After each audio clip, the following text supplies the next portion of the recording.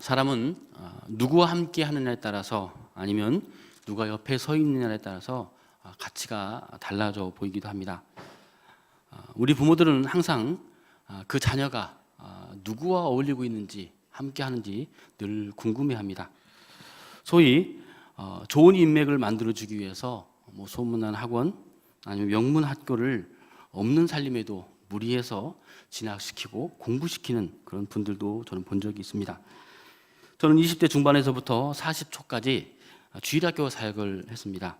현장에서 가끔 부모님을 상담하는 경우가 있었는데 대부분은 좋은 일보다는 나쁜 일들로 이야기를 나눌 때가 많았습니다.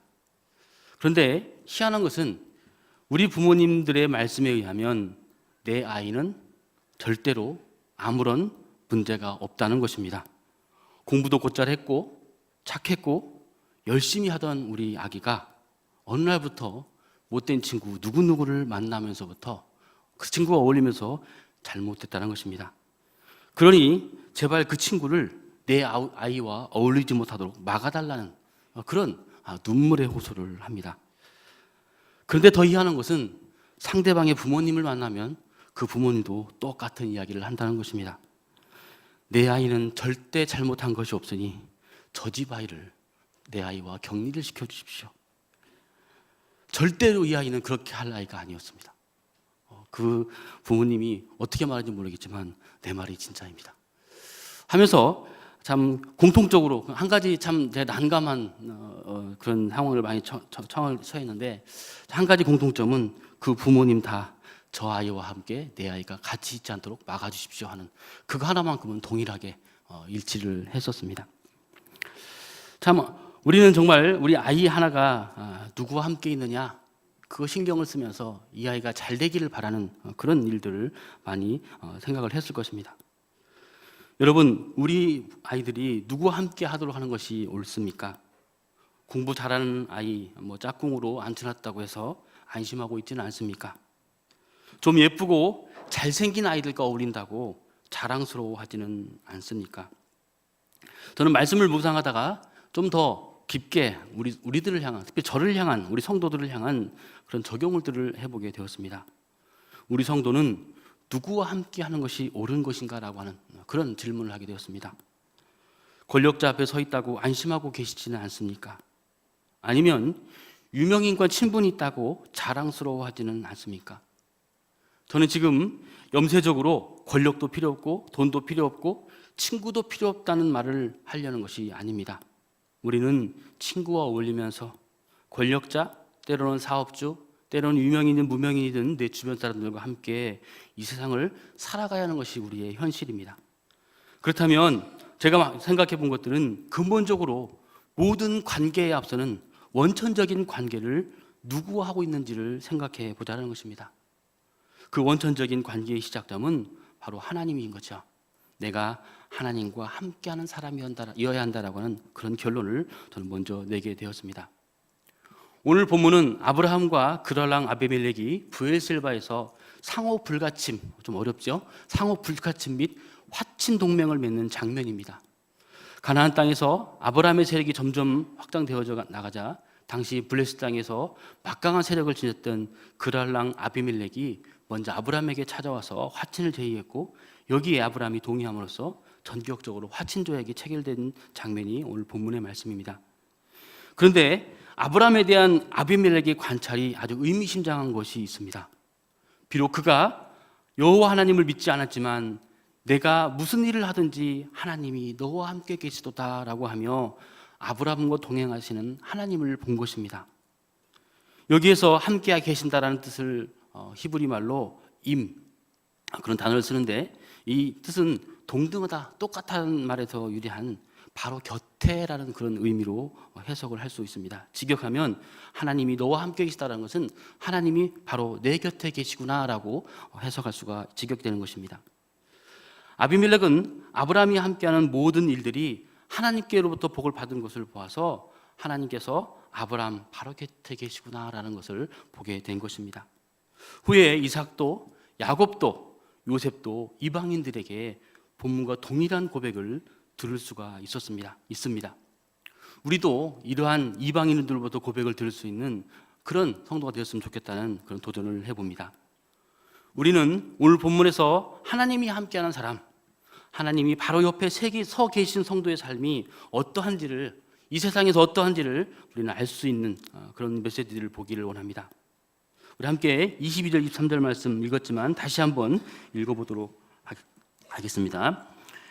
그때에 아비멜렉과 그 군대 장관 비골이 아브라함에게 말하여 이르되 내가 무슨 일을 하든지 하나님이 너와 함께 계시도다.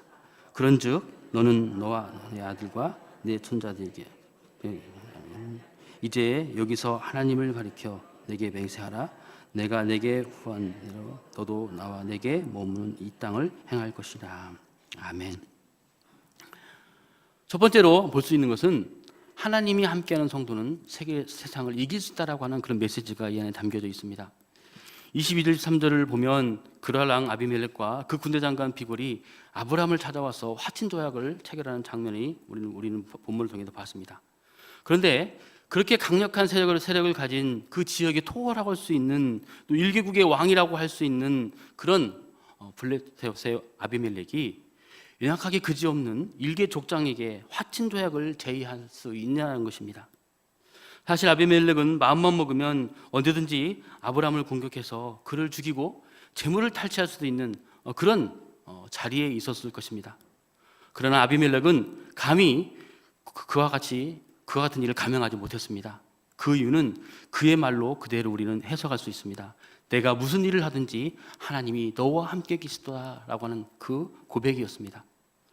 아비멜렉은 하나님이 아브라함과 함께 하신 거로 감히 아브라함을 공격하지 못하고 오히려 두려워서 화친 조약을 제의한 것입니다.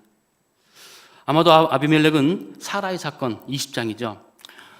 잠시 20장으로 돌아가 보면 아브라함이 그랄 땅으로 이주했을 때 아브라함은 아비멜렉을 몹시 두려워했습니다. 그래서 애굽에서 범했던 실수와 똑같이 사라를 누이라고 속였습니다. 이는 누가 보더라도 거짓말을 한 아브라함이 잘못한 것이지, 그리고 또 그 당시의 풍습에 의하면 아비멜렉은 큰 잘못이 없었습니다. 만약 이로 인해서 문제가 발생된다면 그것은 순전히 아브라함의 책임이었을 것입니다. 그런데 하나님께서는 아브라함을 징계하시기는커녕 오히려 아비멜렉을 책망합니다. 너를 죽이겠다고 하고 그 집의 모든 태를 다 닫아버리시는 벌을 내렸습니다. 특히 본문에서 엘로힘, 다시 말하면 전능하신 하나님을 의미하는 하나님의 명칭을 사용한 것은 아비멜렉이 하나님의 권능을 인정하고 하나님의 노여움을 두려워하는 그런 표현으로 사용된 것입니다. 이 일을 한 뒤 아비멜렉은 아브라함을 무시할 수 없게 되었습니다. 정확히 말해서 아브라함과 동행하시는 하나님을 두려워하게 된 것입니다. 하나님의 존재와 능력, 그리고 그런 하나님이 매사에 아브라함과 함께 하신다는 사실을 알고 아브라함을 두려워하게 되었던 것입니다. 여기에서 보듯이 성도 개인은 세상적으로 볼 때 연약하고 나약한 존재라는 것을 우리는 알 수 있습니다. 그렇지만 만왕의 왕이신 하나님이 함께 계시기에 어떠한 대적도 능히 물리치고 승리할 수 있다는 사실들을 우리는 발견할 수 있습니다. 특히 성도들이 사단이 지배하는 세상 가운데서 약한 세력에 의해서 우겨쌈을 당해도 넘어지지 아니하고 안전한 것은 우리 하나님께서 성도들을 천군 천사로 보호하시기 때문인 줄 믿습니다. 그러므로 성도 여러분, 비록 세상이 여러분들을 위협한다 할지라도 두려워하지 말고 담대하시기를 바랍니다. 그 누구도 하나님이 보호하시는 여러분을 해하지 못합니다. 오히려 우리들의 믿음의 행실을 통해서 그들은 두려움을 갖게 될 것입니다. 대저 하나님께 난 자마다 세상을 이기느니라. 세상을 이기면 이것이니 우리의 믿음이라. 하나님은 우리 옆에 계십니다. 그분을 믿음으로 승리하시는 성도가 되시기를 소원합니다. 우리 함께 또 두 번째 말씀을 보기로 하는데요, 25절 26절 말씀입니다. 우리 함께 같이 읽도록 하겠습니다. 아비멜렉의 종들이 아브라함의 우물을 빼앗은 일에 관하여 아브라함이 아비멜렉을 책망하며 아비멜렉이 이르되 누가 그리하였는지 누가 알지 못하느냐. 너도 내게 알리지 아니하였고 나도 듣지 못하였더니 오늘에야 들었노라. 아멘. 두 번째로 생각해 볼 수 있는 이 성도의 은혜는 바로 하나님과 함께하는 성도는 자신에 대한 또한 이웃의 잘못에 대해서 오래 참아야 한다는 것입니다. 25절에 보면 아브라함은 아비멜렉과 화친 조약을 체결할 때에 아비멜렉의 종들이 자신의 우물을 사실 이게 원어적으로 보면 늑탈, 강제로 뺏었다는 말이거든요. 바로 우물을 뺏은 일에 대해서 책망을 했습니다. 그런데 26절을 보면 아비멜렉이 말한 걸 보면 아비멜렉은 아브라함은 아무런 그런 조치를 안 했다는 걸 볼 수가 있습니다. 보복도 또 항의도 안 했다는 걸 알 수 있습니다. 왜냐하면 아비멜렉의 말 그대로 나는 알지도 못하겠고 지금에야 알았다라는 그 표현을 볼 수 있는 것입니다. 이처럼 아브라함이 피해를 입고도 보복하지 않은 것은 일면 그가 처음 그 블레셋 그랄 땅에 들어갈 때 아비멜렉을 두려워했기 때문이라고 하는 그렇게 해석될 수 있는 부분도 있습니다. 그러나 14장 앞으로 가면 롯의 구출 사건을 우리는 잘 알고 있습니다. 가나안이 소돔을 대표로 하는 5왕국이 북쪽의 그 메소포타미아 그 왕국들에 의해서 약탈을 당한 일이 있었습니다. 그때 조카 롯이 끌려가게 됐죠. 아브라함은 조카 롯을 구하기 위해서 집에서 길리온 사병 318명을 일구고 전쟁을 역전시킨 일이 있었습니다. 이와 같은 사건과 연관시켜 본다면 아브라함이 아비멜렉을 두려워해서 보복하지 않았다는 것은 좀 생각해 볼 그런 부분이 있습니다. 자료들을 찾아보니까 고대 문서들에 의하면 웬만한 소왕국들은 군사가 그렇게 많지 않았다고 합니다. 한 300명 정도 있는 소왕국들이 참 많았다고 그래요. 그래서 우리가 이야기하는 소아랑 그런 얘기를 하죠. 다 조만한 그런 소왕국이 거죠. 다시 말하면 일개의 소왕국의 군사력에 필적할 만한 힘을 아브라함은 가지고 있었다는 것이죠. 오히려 아브라함은 그런 상황 속에서도 온유함으로 이 아비멜렉의 종들에게 잘못을 오히려 오래 참고 기다렸다는 것을 볼 수가 있다는 것입니다. 이와 같이 성도는 자신의 이웃의 잘못에 대해서 오래 참아야 한다는 사실을 우리 본문에서 우리는 알 수 있습니다. 그것은 죄인들을 즉각 보응하지 아니하시고 회개하기까지 오래 참으시는 하나님을 믿는 성도의 합당한 태도라는 것입니다. 이와 관련해서 주님은 이렇게 말씀하십니다. 너희 원수를 사랑하며 너희를 핍박하는 자를 위해 기도하라. 또한 아무에게도 악을 갚지 말고 모든 사람 앞에서 선한 일을 도모하라. 내 사랑하는 자들아, 너희가 친히 원수를 갚지 말고 진노하심에 맡기라. 악에게 지지 말고 선으로 악을 이기라고 말씀하셨습니다. 성도는 결코 악을 악으로 갚아서는 안 되며 오히려 그 악을 선으로 이겨야 한다는 사실을 본문은 우리에게 말씀하고 있는 것입니다. 그래서 우리에게 잘못한 사람이 이 본문의 아비멜렉과 같이 스스로 뉘우치고 용서를 구하게 되면 궁극적으로 성도들은 세상에 대해서 빛이 되어서 하나님의 영광을 나타내게 될 것입니다. 때문에 우리는 가족, 지체, 동료, 이웃에 대하여 오래 참는 성도가 되어야 할 것입니다. 조금만 손해가 되고 조금만 자기 어려움이 와도 바로 가까이에 있는, 심지어는 그 자기 가족 가장 가까운 가족에게조차도 참지 못하는, 온유함을 갖지 못하는 우리들을 다시 한번 돌아보기를 원합니다. 그래서 아브라함이, 특별히 예수님께서 오래 참음으로 우리를 바라보았던 것처럼 우리들도 하나님을 바라보고 또 이웃들을 바라볼 수 있는, 그래서 오래 참는 그런 귀한 성도가 되시기를 축원합니다. 세 번째로 우리가 볼 수 있는 성도의 모습입니다. 성도는 세상 사람들과 평화를 도모해야만 한다는 것입니다. 아브라함은 아비멜렉과 화친 조약을 맺고 블레셋 땅에서 여러 날을 지내면서 평화롭게 지냈다라고 본문은 이야기하고 있습니다. 이런 아브라함의 처세는 성도가 이 세상을 살아가면서 세상 사람들에 대해서 어떻게 처신해야 될지를 우리에게 잘 교훈해 주고 있습니다. 지금 아브라함이 거주하고 있는 곳은 아비멜렉이 통치하는 그 통치권에 있습니다. 다시 말해서 아브라함은 지금 나그네로서 블레셋 땅에 머물고 있는 것입니다. 나그네가 무엇입니까? 그리 잠시 머물러가는 존재입니다. 이런 나그네가 그가 머무는 지역 사람들과 우호적인 관계를 갖지 못한다면 그건 굉장히 큰 잘못입니다. 굉장히 중요한 실수를 하는 것이죠. 말 그대로 그 대립 때문에, 그 갈등 때문에 지역 사람들에게 쫓겨나거나 추방당하는 거죠. 엄청난 박해를, 또 반대를 면치 못하게 될 것이기 때문에 그렇습니다. 우리는 세상에서 나그네와 같은 존재입니다. 성도들은 하늘의 시민권을 가진 자들로서 하늘의 본향을 두고 이 세상에서 잠시 나그네로 머물고 있는 그런 존재라는 것입니다. 따라서 우리들은 하나님을 믿는 신앙적인 문제와 양심의 문제가 아니라면 할 수만 있으면 사람들과 평화를 도모해야 한다는 사실을 우리는 기억해야 할 것입니다. 이를 위해 성도들은 자신을 좀 더 희생하고 양보하는 삶을 살아야만 합니다. 악을 버리고 선을 행하며 화평을 찾아 따르라. 모든 사람을 더불어 화평함과 거룩함을 쫓으라. 이것이 없이는 아무도 주를 보지 못하리라. 화평이 없이는 아무도 주를 보지 못한다고 성경은 말씀하고 있습니다. 화평이 없이는 우리가 주님과 함께 있는 것을 누구도 보지 못한다라고 성경은 말씀하고 있는 것입니다. 화평으로 모든 사람에게 우리 곁에 계신, 우리와 함께 계신 그 하나님을 보여줄 수 있는 그런 귀한 성도님 되시기를 축복합니다. 오늘 말씀을 적용하는 그런 시간 갖기를 원합니다. 우리는 삶의 현장에서 세상 사람들에게 하나님이 우리와 함께한다는 사실들을 어떻게 보여주고 있습니까? 아브라함은 하나님과 함께함을, 하나님을 경외하는 삶으로 이방 세계에 보여주었습니다. 우리도 하나님을 경외함으로 하나님의 말씀에 순종하기를 힘써야 할 것입니다. 모든 일에 하나님을 의지해야 할 것입니다. 하나님의 말씀과 또 그 말씀에 담겨있는 하나님의 백성의 삶을 힘써 실천해야 할 것입니다. 그래서 세상이 우리를 보고 하나님께서 정령 너와 함께 계시구나라는 증거를 보여줄 수 있는 우리 모습이 되어야 할 줄 압니다. 또한 우리를 돌아보기를 원합니다. 이웃과 동료들의 실수나 부당한 행위에 대해서 어떻게 대처하고 있는지를 보기를 원합니다. 브엘사바에 얽힌 아브라함의 억울함은 이 세상을 떠드는 방랑자같이 살아가는 우리들에게도 교훈을 주고 있습니다. 우리도 이 세상의 객으로 살아가는 한 억울한 일을 당하지 않으라는 법이 없습니다. 주님을 따른다는 이유로 세상이 우리를 부당하게 대하고 또 우리를 힘들게 한다면 우리는 그것을 이상히 여기지 말아야 할 것입니다. 그것은 주님이 우리에게 하신 말씀입니다. 오히려 이상히 여기지 말고 하나님께서 그리스도의 고난에 우리를 동참시킨다라고 하는 그런 기회를 주신 것에 감사하면서 그 고난들을 주님을 바라보고 이길 수 있는, 그 어려움들을 주와 함께 풀을 수 있는 우리가 되어야 할 것입니다.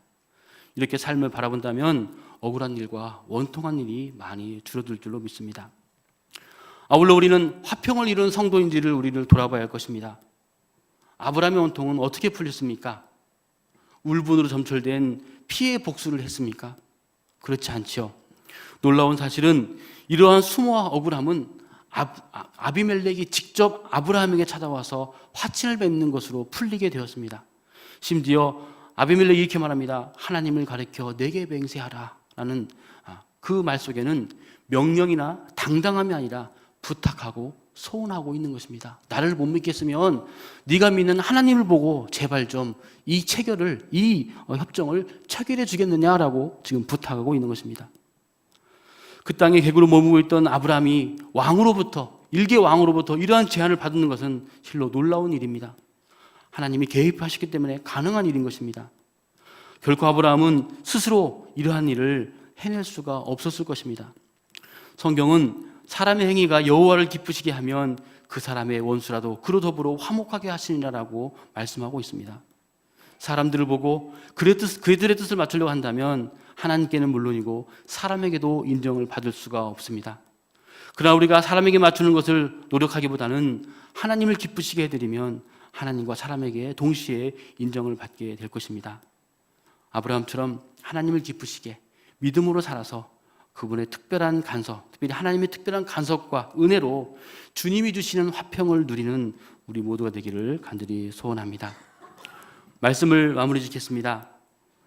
하나님은 그의 선민 아브라함과 항상 그리고 함께 하시면서 그를 형통케 하시고 이웃을 돕게 하시며 그의 기도를 들어주셔서 이웃에게 복의 근원이 되게 해주셨습니다. 여기에는 하나님의 거룩한 목적이 있었습니다. 하나님의 복과 은혜를 그 역사를 통해서, 특별히 아브라함을 통해 나타나는 그 역사를 통해서 세상 사람들이 하나님을 주님으로 고백하게 하려고 하는 그런 뜻이 있었습니다. 내가 무슨 일을 하든지 하나님이 너와 함께 계시다. 이것은 아브라함이 말한 것이 아니고 이방인 아비멜렉이 고백한 것이라는 것입니다. 이 아비멜렉의 고백은 하나님의 약속이 성취되고 있음을 이방인의 입을 통해서 확인하는 것이었습니다. 이방인인 아비멜렉조차도 아브라함의 번영이 인간의 노력이 아니라 하나님의 약속이라는 것들을 그는 이해하고 있는 것입니다. 삶을 하나님이 함께 하심으로 또한 하나님의 약속의 성취로 이해하는 신앙은 과거와 현재의 삶을 하나님께 감사하는 표현일 수 있습니다. 뿐만 아니라 미래에 대한 두려움을 떨쳐버릴 수 있는 힘이 되기도 합니다. 그것은 과거와 현재에 함께 하셔서 도움을 주시는 하나님이 미래에도 계속해서 나와 우리와 함께 하셔서 보살펴 준다는 확신의 표현인 것입니다. 따라서 이러한 신앙의 삶은 모든 영광을 하나님께 돌리면서 항상 새롭고 겸손한 삶을 살게 하는 그런 원동력이 된다는 사실인 것입니다. 하나님이 함께하는 성도, 바로 하나님이 바로 옆에 서 계신 그런 성도가 되기를 소원하는 우리가 되기를 원합니다. 내 옆에 누구를 세우기 위해서 힘쓰는 것이 아니라, 내 자녀에게 누구를 세우기 위해서, 무엇을 세우기 위해서 애쓴 것이 아니라, 내 자녀가 하나님 곁에 서 있기를, 아니 하나님께서 내 자녀 곁에 서 있기를 소원하는 그런 기도를 하기를 원합니다.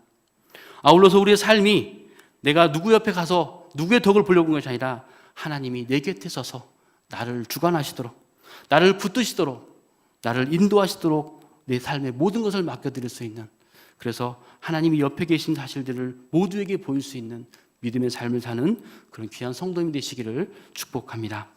함께 오늘 이 말씀 붙들고 기도하기를 원합니다. 하나님은 우리와 함께 계시다는 사실들을 우리는 이 시간 고백하기를 원합니다. 어떤 면을 보면 우리와 함께 한다는 사실은 바로 곁에 하나님이 내 옆에 계시다는 사실인 것입니다. 우리는 이 사실들을 알지 못하고 깨닫지 못하고 느끼지 못할 때가 참 많았던 걸 보게 되었습니다.